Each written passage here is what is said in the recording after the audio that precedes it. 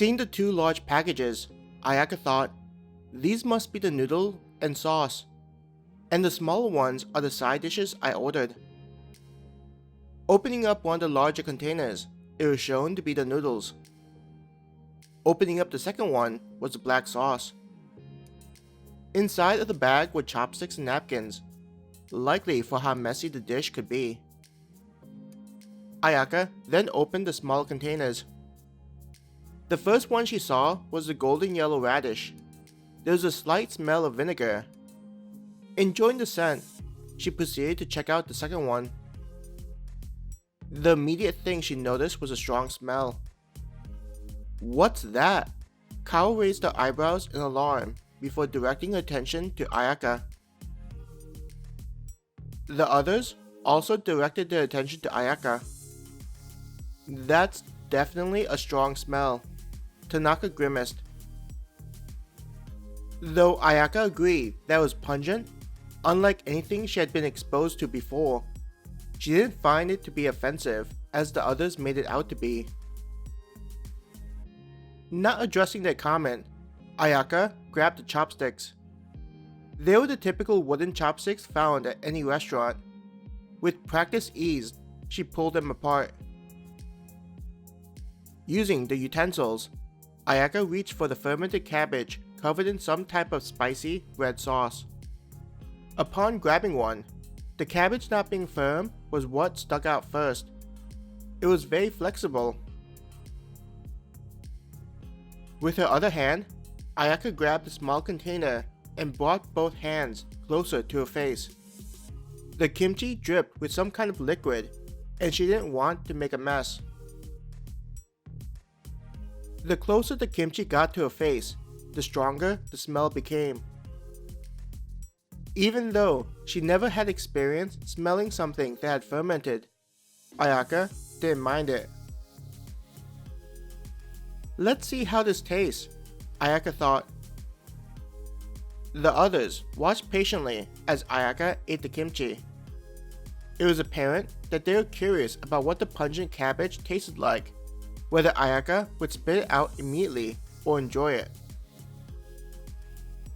It's sour, Ayaka said as she put the food into her mouth and chewed on it.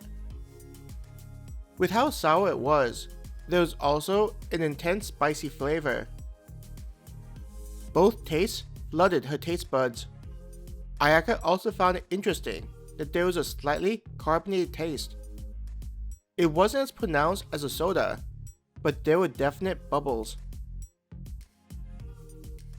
As she chewed on the kimchi, the flavors deepened. Though it smelled, Ayaka felt as though it enhanced the experience. This was in addition to the energy that caused her mouth to feel tingly and stimulated. She smiled as she swallowed it. So? Kawa asked, her eyes wide with curiosity. Nodding, Ayaka stated, "It's good. I like it."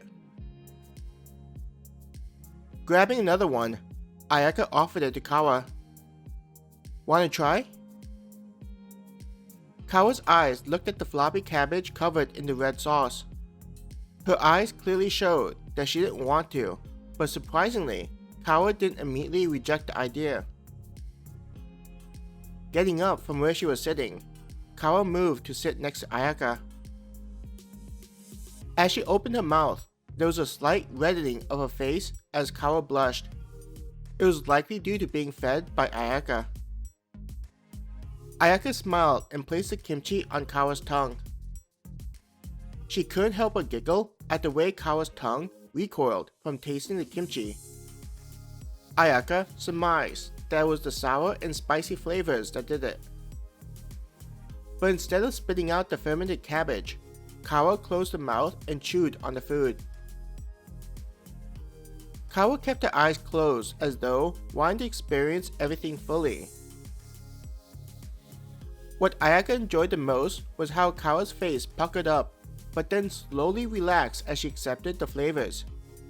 Then Kawa was nodding as she continued to chew. When she swallowed, Kawa opened her eyes and then her mouth. Her tongue moved around inside as though wanting to reveal that all of it had been consumed. Kawa's mouth closed and turned into a grin. So? Masio asked impatiently. Looking over at Masio, Kawa said, "It's weird at first, but it grows on you." Her eyes flickered back to Ayaka before looking at the others and smiled. "I like it." After Kawa had stated her thoughts on the mysterious food, the others eyed it.